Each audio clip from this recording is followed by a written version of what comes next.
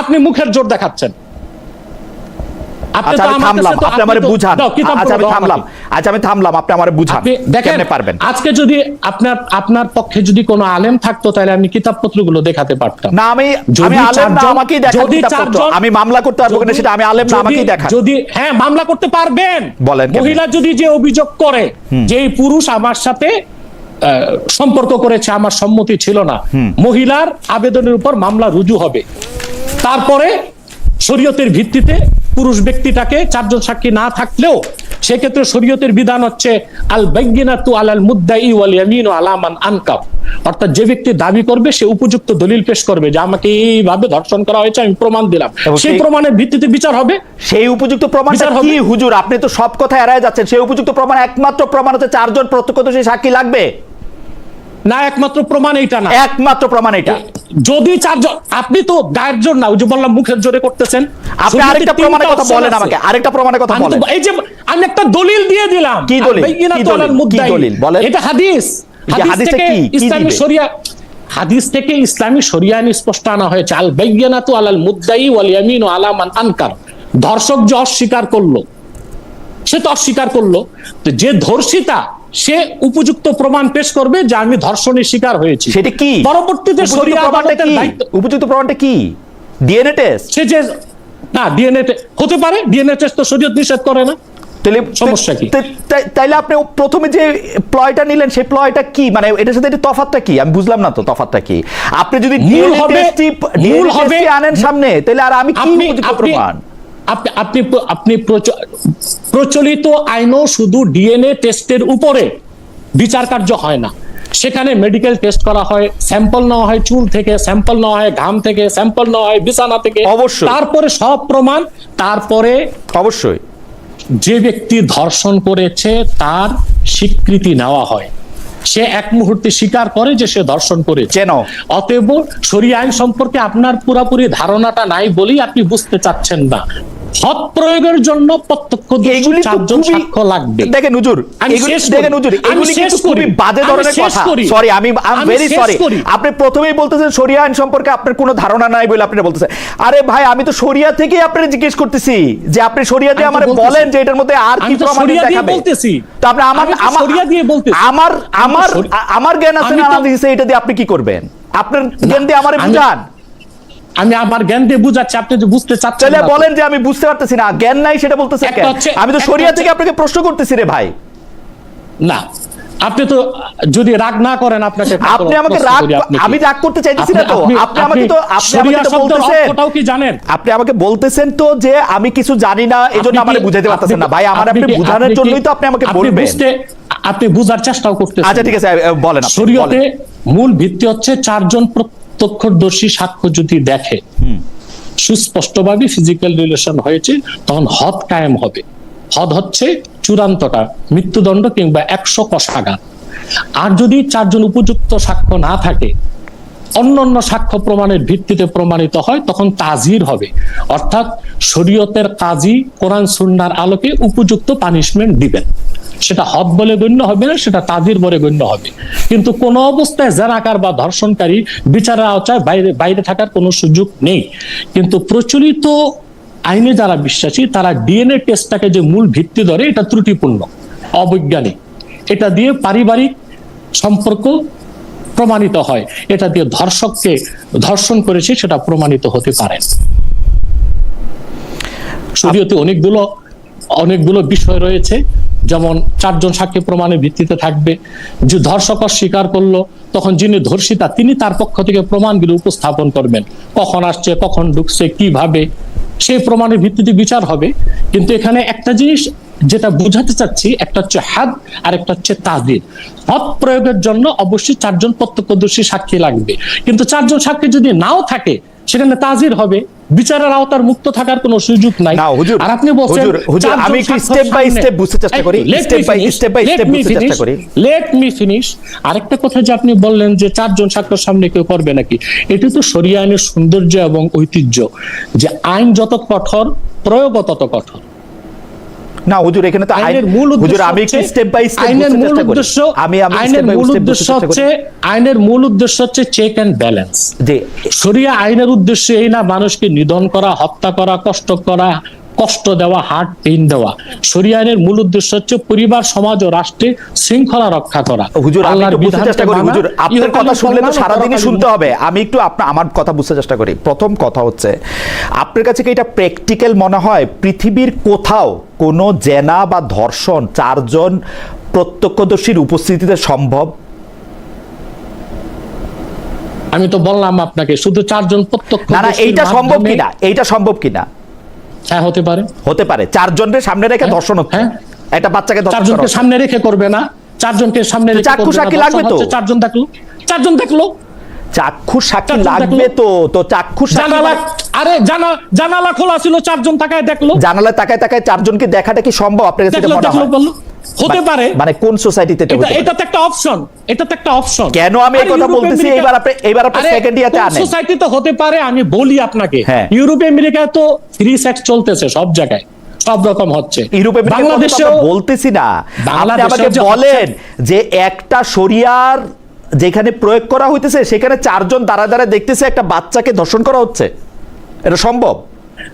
আপনাকে আমি বারবার উত্তর দিচ্ছি, কিন্তু আপনি ঘুরে ফিরে এক জায়গায় আসতেছেন। জি, শুধু 4 জন সাক্ষীর ভিত্তিতে হবে তা না। যদি ধর্ষিতা নিজেও অভিযোগ করে যে আমি ধর্ষিতাকে মাইরা ফেলছে, হ্যাঁ, তখন ধর্ষিতাকে মেরে ফেলার পর তখন তাজাসসুস হবে, অর্থাৎ যাকে সন্দেহ হচ্ছে, যাকে অভিযুক্ত করা হচ্ছে, তাকে শরিয়া আদালতে উপস্থিত করা হবে জবাবদিহিতার মাধ্যমে। আমার মনে হয় যে আপনি যদি কনভিন্স হন তাহলে ঠিক আছে। আচ্ছা, আমি আরেকটা কথা বলি, যে মহিলা ধর্ষণের অভিযোগ আনছে সে যদি 4 জন সাক্ষী না জোগাড় করতে পারে, তাইলে কি তার বিরুদ্ধে জেনার অভিযোগ হবে? সে নিজে যদি একরার করে, না, সে বললো তাকে ধর্ষণ করা হয়েছে কিন্তু 4 জন সাক্ষী পাইলো না, তাইলে কি তার বিরুদ্ধে জেনার অভিযোগ হবে? তার বিরুদ্ধে? মেয়ের বিরুদ্ধে না, মেয়ে যদি ধর্ষণের শিকার হয় তার মানে সে রাজি ছিল না, জোর করে করা হয়েছে, তাকে হদ দেওয়া হবে। না, সেইটা যে সে সত্য কথা বলতেছে এইটা আমরা কিভাবে মানবো? মানে বিচারক কিভাবে মানবে? আপনি বললেন না যে মেয়েটা তো কইরা তারপর তাকে ফাঁসায় দেওয়ার জন্য এটা করতে পারে, আমি জানার জন্য বলছি। তাইলে সেটা কিভাবে বোঝা যাবে? না, ওই ক্ষেত্রে সাক্ষী প্রমাণের ভিত্তিতে সে মাপ পেতে পারে। সাক্ষী প্রমাণের ভিত্তি মানে সাক্ষী প্রমাণ লাগবে, তাই তো? সাক্ষী প্রমাণ সব জায়গায় শুধু সাক্ষী প্রমাণ না, সাক্ষী প্রমাণ আছে, একরার আছে, তার কনসেপ্ট হলো কিনা এটাও একটা বিষয়, এটাও শরীয়তের মধ্যে ধর্তব্য, সে কনসেপ্ট হলো কিনা।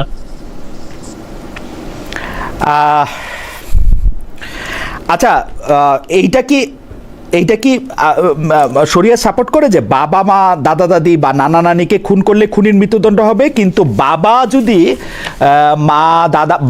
মা দাদা দাদি বা নানা নানি যদি ছেলে মেয়ে বা নাতি নাতনিকে খুন করে তবে খুনির মৃত্যুদণ্ড হবে না?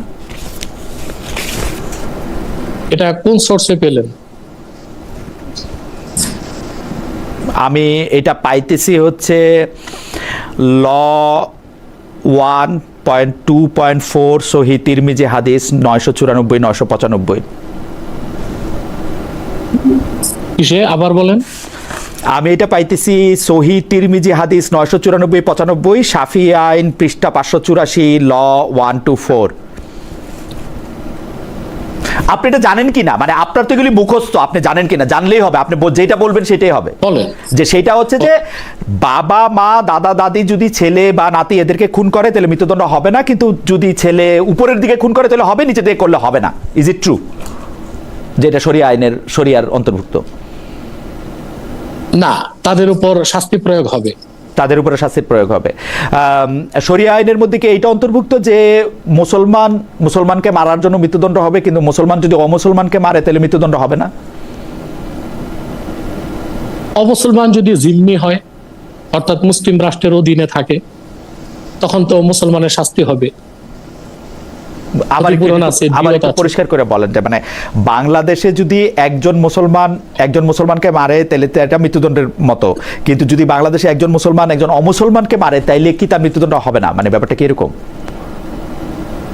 অমুসলিমটা যদি জিম্মি হয়, অর্থাৎ মুসলিম রাষ্ট্রের সবকিছুকে মেনে নিল, বশ্যতা স্বীকার করলো, তখন তার হত্যার বিচার হবে। জিম্মি হইলে মানে তার তার অধীনে থাকলে, মানে জিম্মি অধীনে না, রাষ্ট্রের অধীনে থাকলে। রাষ্ট্রের অধীনে বলতে মানে বাংলাদেশ দিয়ে একটু বুঝান তো, বাংলাদেশের অমুসলমানরা মারলে পরে তার মৃত্যুদণ্ড হবে হবে না সেইটার ক্ষেত্রে যদি এখানে শরিয়া আইন বলবৎ থাকে আর রাষ্ট্রের প্রতি তাদের আনুগত্য থাকে, তখন তারা জিম্মি বলে গণ্য হবে। ওকে, মুরতাদ কাকে বলা যেতে পারে? আমি আমি আমি আমি অনেকগুলা সূরার জায়গায় দেখতে পাচ্ছিলাম যে আপনি আসলে আরেকজনকে অমুসলমান বলা বা মুরতাদ ঘোষণা করা সেটা একটু কঠিন, সেটাকে নিরুৎসাহিত করা হয়েছে বারবার। আমি অনেকগুলো হাদিসও দেখতেছিলাম। তো আপনি বলেন তো একটা হাদিস, দু একটা হাদিস বলবো, একটা বলেন।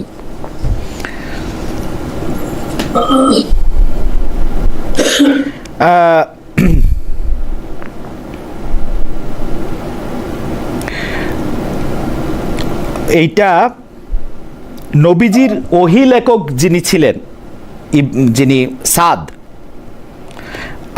সেই ইবনে মানে তিনজনকে আমরা পাইতেছি যারা আসলে ধর্ম নেওয়ার পরে ধর্ম ত্যাগ করছিল। একজনের নাম হচ্ছে হারিথ, একজনের নাম হচ্ছে নবীজির ওহী লেখক ইবনে সাদ, এবং একজন হচ্ছে ওবায়দুল্লাহ। এই তিনজনের কাউরেই মৃত্যুদণ্ড কেন কোনো শাস্তি তিনি দেন নাই। তিনি মনে কষ্ট পেয়েছেন কে, এবং সর্বদা কিন্তু মেনে চলেছেন, সর্বদা মেনে চলেছেন লা ইকরাহা ফিদ্দিন, ধর্মে জবরদস্তি নাই। বাকারা 256 নম্বর আয়াত।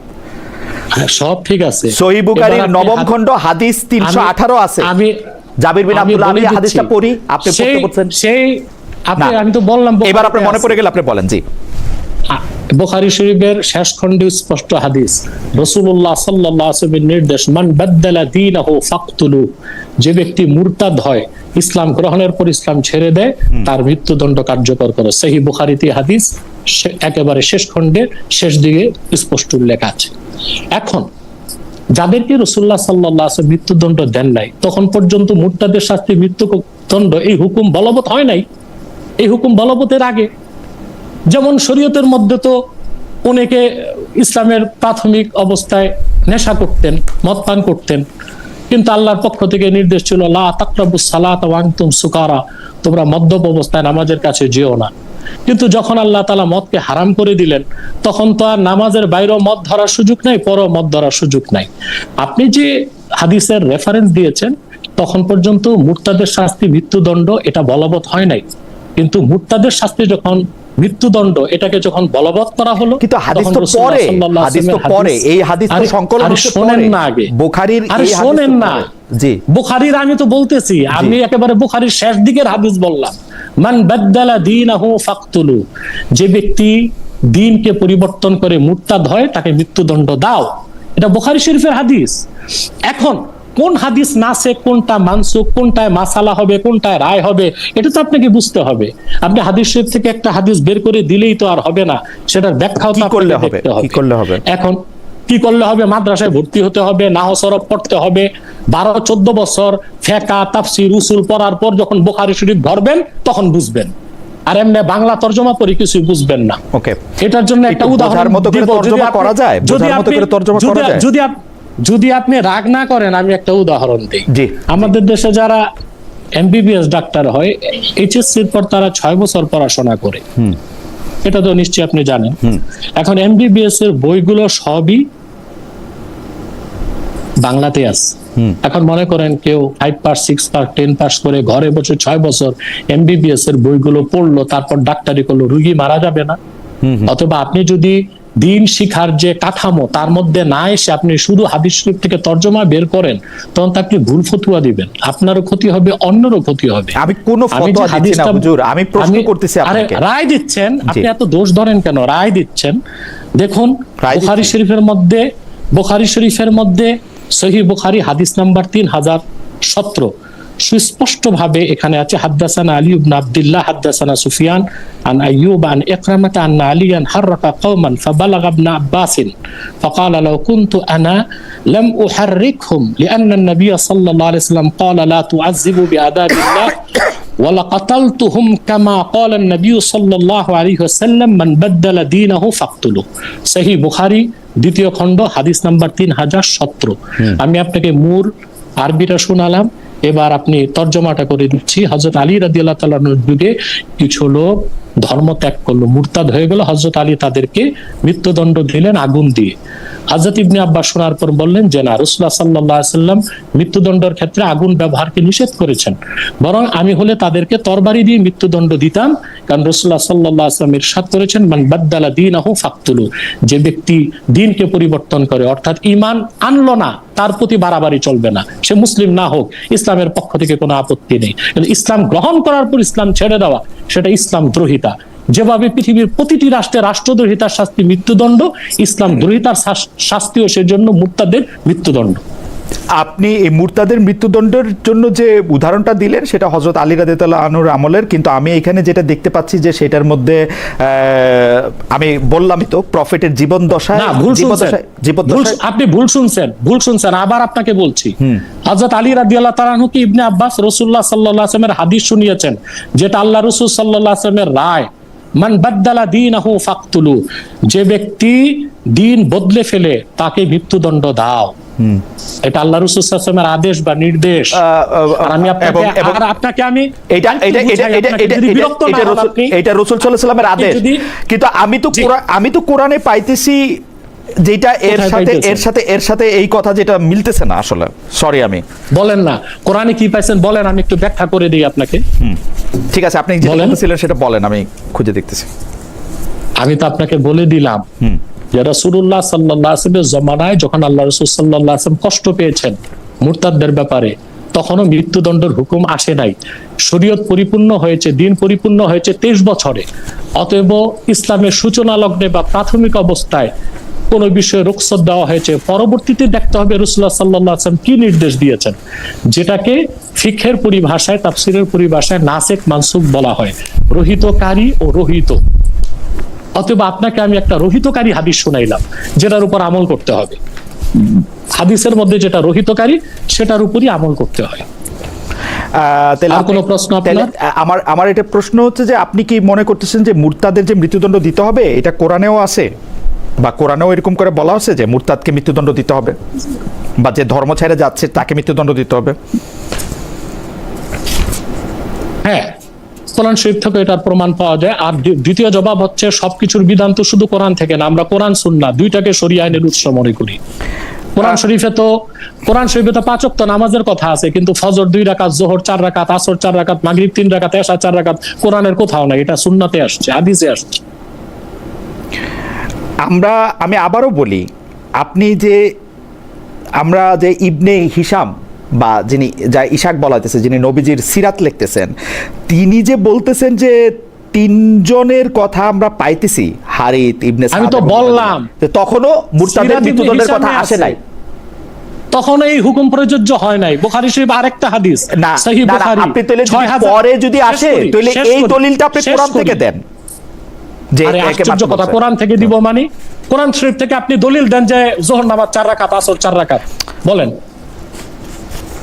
মাগরিব 3 রাকাত, ফজর 2 রাকাত, কোরআন শরীফ থেকে দলিল দেন। মানে আপনি তো তাহলে একটার বিরুদ্ধে আরেকটা বললে তো সেটা হবে না। আমি যেটা বলতেছি না, এই যে এখানে বিরক্তির বিষয়টা, আপনাকে মূল বিষয়টা বুঝতে হবে যে শরিয়া আইনের মূল ভিত্তি কোরআন। আমি দেখতেছি কোরআনে বলা হচ্ছে তাকে মাইরো না, আপনি বলতেছেন তাকে মারো। বিপরীত কোরআনে কোথায় আছে যে আপনি 8 রাকাত নামাজ পড়বেন, এর বিপরীতে 4 রাকাত নামাজ পড়ছেন? আয়াত নাম্বার বলেন, আয়াত নাম্বার বলেন। কোথায় আছে মুরতাদকে মারা যাবে? পুরা কোরআনের 6600। আরে কোরআন শরীফে আছে ওয়াকাতিলু আইম্মাতাল কুফ। হ্যাঁ, কি এই যে কাতিলু আইম্মাতাল কুফ, আল্লাহ স্পষ্ট বলছেন যারা কুফরিতে নেতৃত্ব দেয় তাদের বিরুদ্ধে লড়াই করো তোমরা। হ্যাঁ, কুফরিদের নেতৃত্বে লড়াই করার মুরতাদ এক কথা হলো নাকি? মুরতাদ এক কথা হলো না? আসারিমুল মাসলুল কিতাবের মধ্যে ইবনে তাইমিয়া এটা থেকে মুরতাদের শাস্তি মৃত্যুদণ্ড প্রমাণ করেছেন। শুধু তাই না, আমরা বলতেছি কোরআন শরীফে সব থাকলেই মানবো তা না, হাদিস আমাদের দলিল, সুন্নাহ আমাদের দলিল। আমরা মনে করি শুধু কোরআন যারা বিশ্বাস করে হাদিস মানে না তারা মুসলিম হতে পারে না।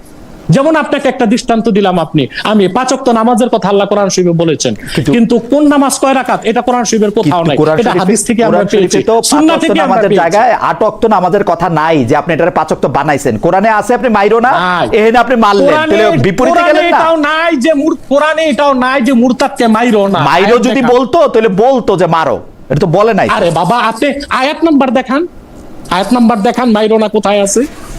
কোরআনে আল্লাহ কি বলে দিয়েছেন? কোরআনের হুকুম তো পুরাটা বুঝতে হবে আপনাকে। আল্লাহ বলেন কুল আতিউল্লাহ ওয়া আতিউর রাসূল ফাইন তাওয়াল্লাউ ফাইন্নাল্লাহা লা ইউহিব্বুল কাফিরিন। তোমরা আল্লাহর আনুগত্য করো, মুহাম্মদ সাল্লাল্লাহু আলাইহি ওয়াসাল্লামের আনুগত্য করো। আর এই কথা থেকে যদি তারা মুখ ফিরিয়ে নেয় তারা কাফের, আল্লাহ তাদেরকে কখনো পছন্দ করেন না। দলিল তো কোরআন থেকেও নিতে হবে, সুন্নাহ থেকেও নিতে হবে। আমি তো বুখারী শরীফের অনেকগুলো হাদিস আপনাকে দেখাতে পারি, একটা তো শোনালাম, আরেকটা হাদিস হচ্ছে বুখারী শরীফ হাদিস নাম্বার 6922। সেখানেও হাদিসটা আসছে আবু নুমান মুহাম্মদ ইবনুল ফাদল হাদাসানা হাম্মাদ ইবনু যায়েদ আন আইয়ুব আন ইকরামা ক্বালা আপনি আমাকে একটু বুঝায় দেন, ক্বালা লাউ কুনতু আনা লাম উহাররিকুম লিনাহি রাসূলিল্লাহি সাল্লাল্লাহু আলাইহি ওয়াসাল্লাম লা তুআযযিবু বিআযাবিল্লাহ ওয়ালা কাতালতুহুম লিকাউলি রাসূলিল্লাহি সাল্লাল্লাহু আলাইহি ওয়াসাল্লাম মান বাদদালা দীনাহু ফাকতুলু। এটাও বুখারী শরীফের হাদিস, মুরতাদের শাস্তি মৃত্যুদণ্ড, হাদিস নাম্বার 6922। ওকে, আপনি আমাকে একটু বুঝায় দেন। আমরা সূরা ইউনূসের 99 নম্বর আয়াতে পাচ্ছি, তুমি কি মানুষের উপরে জবরদস্তি করিবে ঈমান আনিবার জন্য? ওইটা হচ্ছে অমুসলিমকে জোর করে মুসলিম করা যাবে না। সূরা কাহফে পাচ্ছি, সূরা কাহফের 29 নম্বর আয়াতে পাচ্ছি, যার ইচ্ছা বিশ্বাস স্থাপন করুক এবং যার ইচ্ছা অমান্য করুক।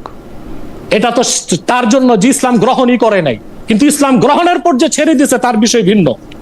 সূরা নিসা 80, আর যে লোক বিমুখ হইল আমি আপনাকে অর্থাৎ রাসূলকে বলা হচ্ছে তাহাদের জন্য রক্ষণাবেক্ষণকারী নিযুক্ত করি নাই। হ্যাঁ, কথা তো ঠিক আছে, তো উনি কি তাকে মেরে ফেলতে বলছেন? পাওয়ার পর মেরে ফেলতে বলছেন? আরে আপনি তো এটাই বুঝতেছেন না, ইসলামের মধ্যে পরিভাষা আলাদা আলাদা আছে। কেউ যদি ইসলাম গ্রহণ না করে সে হচ্ছে কাফের, অমুসলিম। কেউ যদি ইসলাম গ্রহণ না করে কুফরির উপর থেকে নিজেকে মুসলিম পরিচয় দেয় সে হচ্ছে জিন্দিক। কেউ যদি ইসলাম গ্রহণ করার পর প্রকাশ্যে ইসলাম ছেড়ে দেয় সে হচ্ছে মুরতাদ। কেউ যদি এই যে এই ভাগগুলো আছে, এখন স্বাভাবিকভাবে যারা ইসলামকে গ্রহণ করে নেয় তাদের ক্ষেত্রে জবরদস্তি করা যাবে না, তাদেরকে কিছু বলা যাবে না, সেটা হচ্ছে কোরআন শরীফের আয়াতের হুকুম। কিন্তু ইসলামকে গ্রহণ করার পর আবার ইসলাম ছেড়ে দেওয়া সেটা হচ্ছে ইসলামকে অবজ্ঞা করা এবং ইসলাম দ্রোহিতা। তাদের শাস্তি মৃত্যুদণ্ড, যা সহিহ হাদিস দিয়ে প্রমাণিত। কোরআন শরীফের তাফসীর গুলোতেও কোরআন শরীফের আয়াতের নস 4 প্রকার, কোরআন শরীফের আয়াতের বিভিন্ন নস দিয়ে তা প্রমাণিত, প্রত্যক্ষভাবে কিংবা পরোক্ষভাবে, সুন্নাহ দিয়ে সরাসরি প্রমাণিত। ইসলাম গ্রহণ করার পর যে ইসলাম ছেড়ে দিল সে ইসলাম দ্রোহী, সে নিছক অমুসলিম না, সে নিছক মুশরিক না, তার শাস্তি মৃত্যুদণ্ড। যেমন রাষ্ট্রদ্রোহীর শাস্তি মৃত্যুদণ্ড, পৃথিবীর সকল সভ্য দেশে রাষ্ট্রদ্রোহীর শাস্তি মৃত্যুদণ্ড। এবং আপনারাও তো বাংলাদেশে রাষ্ট্রদ্রোহিতার কারণে জামাতের প্রবীণ নেতাদের ফাঁসি দিচ্ছেন না? এই বয়স্ক মানুষগুলোকে এই দেশেরই মানুষ ছিল তারা রাষ্ট্রদ্রোহের কারণে না, সেটা যেটাই বলেন, স্বাধীনতা অস্বীকার করছে বা যুদ্ধাপরাধী যেটাই বলেন, সেটা তো সব ধারাই ছিল, রাষ্ট্রদ্রোহিতা তো ছিল। তা আপনি কি বলেন রাষ্ট্রদ্রোহীকে মৃত্যুদণ্ড দেওয়া হবে না? পৃথিবীর প্রত্যেক সভ্য রাষ্ট্রকে মৃত্যুদণ্ড দেওয়া হয় না? আপনি মৃত্যুদণ্ড দেন, যে মৃত্যুদণ্ড যে মুরতাদ আছে তার মৃত্যুদণ্ড, কিন্তু আপনি কোরআন সুন্নাহ দিয়ে যে আপনি প্রমাণটা করতেছেন সেই প্রমাণটার ক্ষেত্রে আমার একটু বোঝানোর জন্য আমি একটু আপনাকে আমি খালেদ ভাই, আপনি তো 4 বছর বড় আমার, জি, এই জন্য আপনাকে খালেদ ভাই সম্বোধন করছি। সারা রাত আমি বসে আছি, আপনি যতক্ষণ বুঝতে চান আমি প্রস্তুত আছি।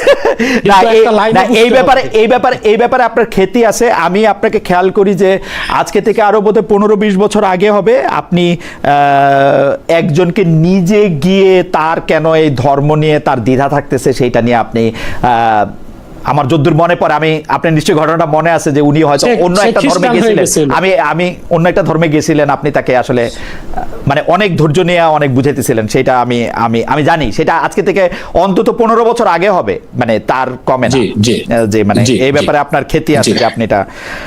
কিন্তু আমি আমি আমি সিরিয়াসলি এই জিনিসগুলি কেন বুঝতে চাই যে এখন মনে করেন এটা যদি এখন একটা আইন হয় বা এই আইনটা যদি এরকম থাকে যে মুরতাদকে হত্যা করা যাবে, তাইলে কি এই যে কাউরে একটা মুরতাদ ঘোষণা করা, তার মৃত্যুদণ্ড দেওয়া, এটা যে কেউ এটা করতে পারবে? এবং মানে না, যে কেউ করতে পারবে না, ইট ইজ ওকে। এখানে আরেকটা বিষয় আমি ক্লিয়ারিফাই করে দেই। হ্যাঁ, কেউ যদি ইসলাম ছেড়ে দেয়, গোপন রাখে, সে মুরতাদ বলে গণ্য হবে না, সে মুনাফিক বলে গণ্য হবে। ওকে, তার তো মৃত্যুদণ্ড শরিয়া রাষ্ট্র দিবে না, জনগণও দিবে না। কিন্তু যে ব্যক্তি ইসলাম গ্রহণের পর প্রকাশ্যে বলল ইসলাম ছেড়ে দিল, সে ইসলামকে অবজ্ঞা করলো, সে মুরতাদ, তার মৃত্যুদণ্ড রাষ্ট্র কার্যকর করবে, জনগণ করবে না, শরিয়া রাষ্ট্র কার্যকর করবে। আমার মনে হয় যে আপনি অনেকগুলি বিষয়ই আসলে আমাদের দিকে আসছেন। আমি আমি আমি এটা কত নম্বর, আমি একটু আরো কয়েকটা বিষয় কুইক আপনার একটু মতামত নেই। সেইটা হচ্ছে যে ইসলামের নারী নেতৃত্ব, এখন সেই নারী নেতৃত্বের ব্যাপারে আপনি কি মনে করেন যে নারী নেতৃত্বটা আসলে দেওয়া যাবে না, বা নারী সুপ্রিম লিডার হইতে পারবে কি পারবে না? কেন আমি প্রশ্ন করতেছি সেইটা একটু বলি। সেইটা হইলো যে আমরা দেখতে পাচ্ছি যে অনেকগুলি মানে ইসলামের যারা মানেন তাদের মধ্যে অনেক সম্রাটের মধ্যে আমরা অনেক সম্রাজ্ঞীও দেখতে পাই, তাদের নামে মোহর দেখতে পাই, এবং তাদের ব্যাপারে কোনো আপত্তি দেখতে পাই না। সবচেয়ে বিখ্যাত সেটা হচ্ছে যে আপনি জানেন যে যেখানে নারী শাসনের ক্ষেত্রে যে রানী সেবার কথা বলা হইতেছে, যে তাকে মানে উনি সুলাইমান আলাইহিস সালামের কাছে আসার পরে তারপর আবার ইসলাম ধর্ম গ্রহণ করলেন, কিন্তু ইসলাম ধর্ম গ্রহণ করার পরে তার রানীত্ব চলে গেছে কিনা সেই ব্যাপারে আমরা কিছু জানি না। তো আমরা নারী নেতৃত্ব সম্পর্কে আসলে কি জানি? আপনি কি ধৈর্য দিয়ে শুনবেন কথাটা? জি বলেন, আমি শুনতে পাচ্ছি। প্রথম হচ্ছে সাবার রানী সুলাইমান আলাইহিস সালামের যুগে সেই শরীয়তের বিধান রাসূলুল্লাহ সাল্লাল্লাহু আলাইহি ওয়াসাল্লামের শরীয়তে চলবে না, এটা হচ্ছে প্রথম জবাব। ওকে। 2, ইসলামে নারী নেতৃত্বকে নিরুৎসাহিত করা হয়েছে। রাসূলুল্লাহ সাল্লাল্লাহু আলাইহি ওয়াসাল্লামের নির্দেশ, বুখারী শরীফের হাদিস, লা ইউফলিহা কওমুন ওয়াল্লাহু আলাইহিম ইমরাআ, সে জাতি কখনো সফলতা লাভ করবে না যে জাতি তাদের সুপ্রিম লিডার বা নেতৃত্বে কোনো নারীকে বসালো। সবচেয়ে আশ্চর্যের বিষয়, আমরা যদি পুরা পৃথিবীর রাষ্ট্রবিজ্ঞানের ইতিহাস নিয়ে লক্ষ্য করি, দেখতে পাই পৃথিবীতে নারী নেতৃত্ব গ্রহণ করাটা শুধু মুসলিম না, অমুসলিমরাও বর্জন করেছে। তার বাস্তব উদাহরণ হচ্ছে আমেরিকা, যাকে গণতন্ত্রের প্রসূতি বলা হয়, সারা দুনিয়াকে যারা গণতন্ত্র শেখালো, সে আমেরিকায় গণতন্ত্রের বয়স 250 বছর হয়ে যাচ্ছে। একজন নারীকে তারা প্রেসিডেন্ট কেন বানায় নাই? ইউনিসেফের মাধ্যমে, ইউনেস্কোর মাধ্যমে, ওয়ার্ল্ড হেলথ অর্গানাইজেশনের মাধ্যমে, জাতিসংঘের মাধ্যমে তারা তৃতীয় বিশ্বের দেশগুলোতে, বাংলাদেশ সহ তৃতীয় বিশ্বের দেশগুলোতে তারা নারীর ক্ষমতায়নের জন্য লাখ লাখ ডলার খরচ করতেছে। নারী নেতৃত্বকে তারা দেখতে চায়। তাদের দেশে কোনো নারীকে তারা দেয় নাই কেন? বরং আমরা দেখতে পেলাম কামালা হ্যারিস যখন ক্ষমতায় চলে যাবে, ইলেকট্রাল ভোটের মাধ্যমে তাকে পরাজিত দেখানো হয়েছে। তাহলে বোঝা যাচ্ছে যুক্তরাষ্ট্রের ডিপ স্টেট বা পলিসি মেকার যারা, তারা এই ক্ষেত্রে ইসলামের রাষ্ট্রীয় আদর্শটাই গ্রহণ করছে। রাসূলুল্লাহ সাল্লাল্লাহু আলাইহি ওয়াসাল্লাম যে কথা বলেছেন 1500 বছর আগে, তারা সফলতাকে নিশ্চিত করার জন্য রাসূলুল্লাহ সাল্লাল্লাহু আলাইহি ওয়াসাল্লামের সেই আদর্শের অনুসরণটাই তো করলো। তারা নিজেরাও তাদের দেশে কোনো নারী, জার্মানি ইংল্যান্ডের ক্ষেত্রে কি হবে? ইংল্যান্ড আর জার্মানির ক্ষেত্রে কি হবে? আমি তো দেখবো এখানে কম্পারিজন করব, তুলনামূলক সফল কারা। যেহেতু বিশ্ব মোড়লে আমেরিকা সফলতার দিক দিয়ে, তো আমি তাদেরকেই দেখবো। না, ওদের বয়স তো 200 বছর। দ্বিতীয় কথা হচ্ছে, আমেরিকা তো 200 বছর বয়স হোক না 200 বছর, ইউরোপ আমেরিকা তো নারী নেতৃত্ব এখনই দেখা যাচ্ছে বেশি। না, দ্বিতীয় কথা হচ্ছে রানী এলিজাবেথ প্রথম, রানী ভিক্টোরিয়া প্রথম, তারা অনেক আগে থেকে ছিল। আরো কথা আছে। আমার প্রথম জবাব হচ্ছে নারী নেতৃত্বকে নিরুৎসাহিত করা হয়েছে। 2 নম্বর হচ্ছে রাসূলুল্লাহ সাল্লাল্লাহু আলাইহি ওয়াসাল্লাম যেটাকে নিরুৎসাহিত করেছেন সেটাতেই আমরা দেখলাম কল্যাণ। এবং এই পৃথিবীতে যারা সফলভাবে গণতান্ত্রিক রাষ্ট্র পরিচালনা করছে, বিশ্ব মোড়ল, সেই আমেরিকা ইসলামের সেই আদর্শকে অনুসরণ করেছে। 2, সায়েন্টিফিক দৃষ্টিকোণ থেকে যদি আপনি তাকান, আপনি দেখতে পাবেন যে পুরুষ আর নারী ইসলাম তাদেরকে ন্যায্য অধিকার দিয়েছে, তারা যতটুকু প্রাপ্য প্রত্যেককে তা দিয়েছে, কোনো ক্ষেত্রে নর বেশি, কোনো ক্ষেত্রে নারী বেশি। কিন্তু নেতৃত্বের ক্ষেত্রে আল্লাহ বলেছেন আর রিজালু কাওয়ামুন আলান নিসা, পুরুষগণ নারীদের উপর কর্তৃত্বশীল, পুরুষদেরকে করা হয়েছে। মডার্ন সায়েন্সে এটা মানতে বাধ্য। আপনাকে দুইটা দৃষ্টান্ত দিচ্ছি। মেডিকেল সায়েন্সে অ্যানাটমি বিভাগ থেকে যেটা আমরা দেখতে পাই, একজন প্রাপ্ত বয়স্ক পুরুষের মাথায় মগজের কোয়ান্টিটি হচ্ছে 60 গ্রাম, একজন প্রাপ্ত বয়স্কা মহিলার মাথায় মগজের পরিমাণ 40 গ্রাম। সৃষ্টিগত ভাবে যেখানে একজন মহিলার মগজের কোয়ান্টিটি 20 গ্রাম কম, নেতৃত্বে সে কিভাবে পুরুষের সাথে প্রতিযোগিতা করে? আমরা জনাব আব্বাসী, আমরা দুইজন দর্শকের মতামতটা একটু আপনাকে পড়ে শোনাতে চাই। একজন দর্শক তিনি অনেকবার এই মতামতটা করছেন যে পারস্পরিক সম্মতির ভিত্তিতে যেটা হয় সেটা জিনা, এবং জিনার বিচারের ক্ষেত্রে 4 জন সাক্ষী প্রয়োজন, কিন্তু ধর্ষণের বিচারে সাক্ষী প্রয়োজন নেই। সাক্ষী প্রয়োজন নেই, এই কথাটা কি সত্য জনাব আব্বাসী, যে সাক্ষী প্রয়োজন নেই? ধর্ষণের, আমি তো বললাম যে ধর্ষণের বিচারের ক্ষেত্রে 3টা জিনিস দেখতে হবে। মেয়ের মতামত, সে যদি বলে সেটা বিবেচ্য, পুরুষ ব্যক্তি যদি গ্রেফতারের পর স্বীকৃতি দেয় সেটা বিবেচ্য, কিংবা 4 জন সাক্ষী। যে কোনো সাক্ষী দরকার আছে, প্রয়োজন নেই তো বলা যাবে না। ধর্ষণের ক্ষেত্রে তো এটা প্রয়োজন নেই বলা যাবে না। যদি ধর্ষক নিজে বলে ধর্ষণ করছে তাহলে প্রয়োজন নেই। ধর্ষণ যদি নিজে না বলে তাহলে কি প্রয়োজন আছে 4 জন সাক্ষীর? তখন মেয়ের একরার নেওয়া হবে, মেয়ে বলবে ধর্ষণ করছে। আমরা আবার ঘুরে ফিরে একই জায়গায় আসছি। মোহাম্মদ ইসমাইল মোল্লা তিনি আবার বলতেছেন যে আমি এটা উদ্ধৃত করতে চাই নাই, কিন্তু তিনি আমাকে উদ্ধৃত করতে অনুরোধ করছেন, সেই জন্য আমি আপনি এটা সত্যতা অসত্যতা এবং উপযুক্ততা বিচার করবেন, কারণ এটা উনার বক্তব্য। উনি বলছেন সূরা আন-নিসার 4 নম্বর মানে 137 নম্বর ইয়া থেকে নিশ্চয়ই যারা ঈমান এনেছে তারপর কুফরি করেছে, তারপর ঈমান এনেছে, তারপর আবার কুফরি করেছে, অতঃপর তাদের কুফরি আরো বেড়েছে, আল্লাহ তাদের ক্ষমা করবেন এবং তাদেরকেও সঠিক পথ দেখাবেন না। আল্লাহ তাদের ক্ষমা করবেন এবং সঠিক পথ দেখাবেন না, মানে এখানে মৃত্যুদণ্ডের কোনো কথা নাই, মারার কোনো কথা নাই, এটা বোধহয় উনি বুঝাতে চাইছেন। আমিও তো বলতেছি, কিন্তু মারা যাবে না সে কথাও নাই, সেটা সুন্নাহ দিয়ে প্রমাণিত যে মুরতাদের শাস্তি মৃত্যুদণ্ড। আর আমাদের দলিল হচ্ছে কোরআন এবং সুন্নাহ দুটোই। সুন্নাহ দিয়ে প্রমাণিতটা একটু আমার মনে হয় এটা আমার একটু ভালো করে বুঝতে হবে। হাউএভার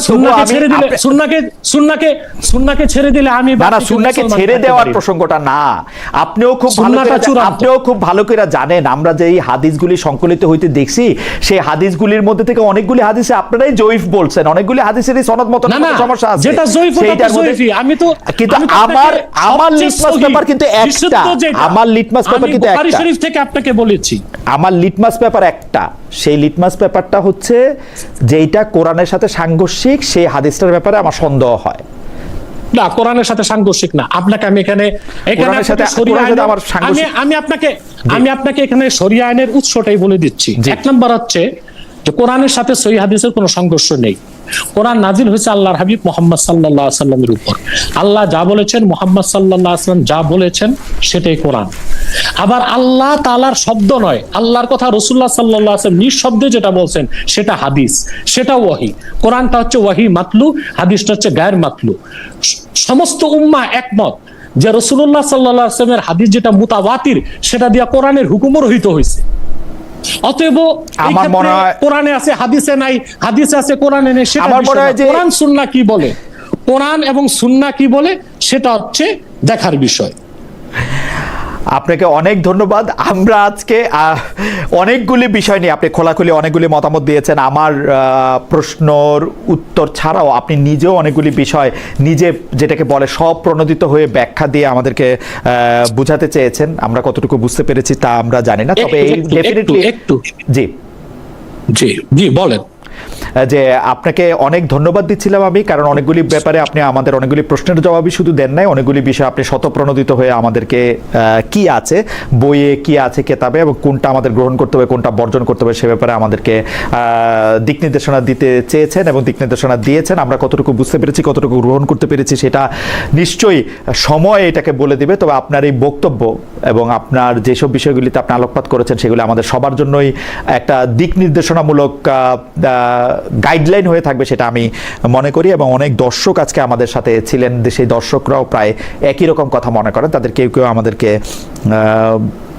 ভালো কথা বলেছেন, কেউ কেউ খারাপ কথা বলেছেন, কেউ কেউ বলেছেন আমি জামায়াত ইসলামী পন্থী, কেউ কেউ বলেছেন যে আমি মুরতাদ, কেউ কেউ বলেছেন যে আমি সেকুলার, কেউ কেউ বলেছেন যে না আমি আজকে কিছু ভালো প্রশ্নও করেছি, আবার কেউ কেউ আপনার সম্পর্কে বলেছেন যে আপনি অনেক ধৈর্য ধরে অনেকগুলি বিষয়ে সুন্দর করে আমাকে বুঝাতে চেষ্টা করেছেন, সেজন্য আপনাকে ধন্যবাদ দিয়েছেন। আমরাও আপনাকে অনেক ধন্যবাদ দিতে চাই। তবে দর্শকদের উদ্দেশ্যে আমরা একটা অন্য বিষয়ে প্রশ্ন রেখেছিলাম, সেইটাও একটু আমরা আপনাকেও একটু শোনাই আপনাকে সামনে রেখে, যে জাতিসংঘের সাধারণ পরিষদের সভাপতি নির্বাচিত হয়েছেন বাংলাদেশের পররাষ্ট্রমন্ত্রী ডক্টর খলিলুর রহমান। দর্শকদের কাছে প্রশ্ন যে তার মন্ত্রীর পদ ধরে রাখা উচিত হবে বলে মনে করেন কিনা। শতকরা ক্ষমা করবেন, শতকরা 23 ভাগ মনে করছেন যে হ্যাঁ উচিত হবে, শতকরা 77 ভাগ মনে করছেন যে উচিত হবে না। তবে আপনার মাধ্যমে আমি একটা ফতোয়া, একেবারে চারো মাযহাবের ফতোয়াটা মুরতাদের ক্ষেত্রে শোনাই দিতে চাই। জি জি, আপনি আমাকে 1 মিনিট সময় দিন। জি প্লিজ। এখন পরিষ্কার চারো মাযহাবের মতগুলোকে আমি শুধু উল্লেখ করছি। ওকাদ হাকা আবু বকর আল ফারিসি মিন আসহাবি শাফি ইজমা আল মুসলিমিন আলা আন্না হাদ্দ মান সাব্বান নবী সাল্লাল্লাহু আলাইহি ওয়াসাল্লাম আল কতল। ইমাম শাফির মাযহাবের ইজমা উল্লেখ করা হয়েছে যে আল্লাহর হাবিব নূর নবীজি মুহাম্মদ সাল্লাল্লাহু আলাইহি ওয়াসাল্লামের শানে কেউ যদি বেয়াদবি করে ওই রকম মুরতাদের একমাত্র শাস্তি মৃত্যুদণ্ড। ইমাম খাত্তাবী উল্লেখ করেন লা আ'লামু আহাদাম মিনাল মুসলিমিন ইখতালাফা ফি উজুবি কাতলি। ইমাম খাত্তাবী যারা কোরআন হাদিস সবচেয়ে বেশি বুঝতেন, যাদের কথা বলছি সব 1000 বছর আগের, 1200 বছর আগের, 800 বছর আগের, সাধারণ কোন মুসলিম আলেম না, তারা প্রত্যেকেই মুজতাহিদ ছিলেন। তিনি উল্লেখ করছেন উম্মতে মুহাম্মাদির কোন মুজতাহিদ এই ক্ষেত্রে মতবিরোধ নেই যে মুরতাদের শাস্তি মৃত্যুদণ্ড। ওয়াকালা মুহাম্মদ ইবনে সাহনুন আজমা আল উলামা ও আলা আন্না শাতিমান নবী সাল্লাল্লাহু আলাইহি ওয়াসাল্লাম ওয়াল মুতানাক্কিস লাহু কাফিরুন ওয়াল ওয়াঈদু জা আলাইহি বিআযাবিল্লাহি লাহু ওয়া হুকমুহু ইনদাল উম্মাতিল কাতলু ওয়া মান শাক্কা ফি কুফরিহি ওয়া আযাবিহি কাফারা। এখানে ইমাম খাত্তাবী উল্লেখ করেছেন, মুহাম্মদ ইবনে সাহনুন উল্লেখ করেছেন যে সমস্ত ওলামায়ে উম্মত একমত আল্লাহর হাবিব মুহাম্মদ সাল্লাল্লাহু আলাইহি ওয়াসাল্লামের শানে যদি কেউ বেয়াদবি করে বা ওনার আরশচুম্বী সম্মানে বিপক্ষে গালি শব্দ প্রয়োগ করে সে কাফের, এবং তার কাফের হওয়াকে যে অস্বীকার করবে সেও কাফের, এবং এই ক্ষেত্রে সকলেই একমত তার শাস্তি মৃত্যুদণ্ড। আহমদ ইবনে হাম্বল থেকে, হাম্বলি মাযহাবের মত, قال حنبل سمعت أبا عبد الله يقول كل من شتم النبي صلى الله عليه وسلم أو تنقصه مسلما كان أو كافرا فعليه القتل।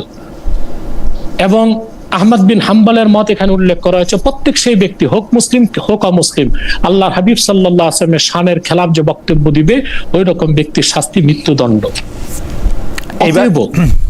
অতএব আমি যে কথা বলতেছি সকল ইমাম মুজতাহিদদের মতেই মুরতাদের শাস্তি মৃত্যুদণ্ড। তবে ধরেই মৃত্যুদণ্ড দেওয়া হবে তা না, তাকে তওবার সুযোগ দেওয়া হবে। এটাকে বলা হয় ইস্তাতাবু, অর্থাৎ তার কাছে তওবা তলব করা হবে, সে যদি তওবা করে তাহলে মৃত্যুদণ্ড রহিত করা হবে। কিন্তু মুরতাদের মধ্যে যারা আল্লাহ তাআলার হাবিব মুহাম্মদ সাল্লাল্লাহু আলাইহি সাল্লামের আরশচুম্বী সম্মানের খেলাফ বক্তব্য দিবে, সেই ধরনের ইসলাম দ্রোহী মুরতাদের শাস্তি মৃত্যুদণ্ড, সেখানে ক্ষমার কোনো সুযোগ নেই। অতএব কোরআন শরীফে মুরতাদের শাস্তি মৃত্যুদণ্ড নেই এ কথা বলে সুন্নাহকে অস্বীকার করার কোনো সুযোগ নেই। মুসলিম সেই যে কোরআনকে বিশ্বাস করে, সুন্নাহকে বিশ্বাস করে। আর আপনি যে বলেছেন হাদিস শরীফের মধ্যে জয়ীফ আছে, সহিহ আছে, আমরা তো সহিহটাই বলতেছি, সহিহ বুখারী থেকে আমি বলেছি, একটা না, সময় পেলে অনেকগুলো হাদিস আপনাকে শোনাতাম। আপনি অনুমতি দিলে আমি শুধু এইটা বোঝার জন্যই আর কি, আপনি অনুমতি দিলে আমি এইটা একটু বলতে চাই যে হ্যাঁ আপনি এটা ঠিক বলছেন যে বুখারী শরীফের 2854 নম্বর হাদিসে আমি এটা দেখতে পাচ্ছি যে নবীজি বলিয়াছেন যে ব্যক্তি ধর্মত্যাগ করে তাহাকে হত্যা করো। কিন্তু কথা হচ্ছে যে এই হাদিসটার সত্যতা নিয়ে আমার যেখানে ডাউট, আপনি আমার অজ্ঞতা ক্ষমা করবেন কিন্তু আমার ডাউটটার আপনি আবার নিরসন করতে চেষ্টা করেন, যেটা আমি আসলে একটু বলতে চেষ্টা করতেছিলাম যে নবীজি এই হাদিসটা তো প্রথম প্রথম দিককার হাদিস, তারপরে এই হাদিসটা যখন বলতেছেন তারপরেও তিনি অন্তত তিনজনকে পাইছেন যে তিনজন হচ্ছে মুরতাদ।